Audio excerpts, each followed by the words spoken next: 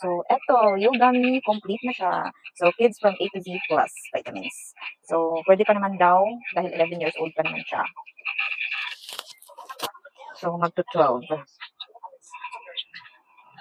So, dati ko na siyang pinainom nito, ngunit, so, nakat lang dahil hindi na siya, ayaw na niyang uminom. So, mayroon pala itong DHA, CGF, DHA na nakakatulong sa brain development ng mga bata, CGF na nakakatulong sa growth ng mga bata, vitamin C na nakapagpalakas ng immune system, may lysine at zinc na rin. So, at ito ay mayroon ng 30 gummies, itong quad bottle. So, by the way, buy one take one ang kinuha ko.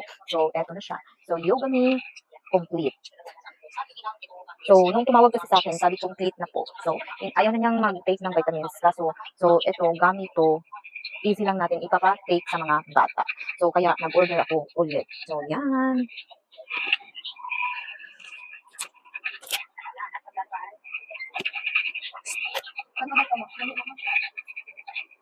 Kung inopen ko, may 60 gummies inside. Kung ayan yung gummies niya. So, 1 to 2 gummies daily, preferably after meal. Chew thoroughly before swallowing and do not exceed the recommended dose.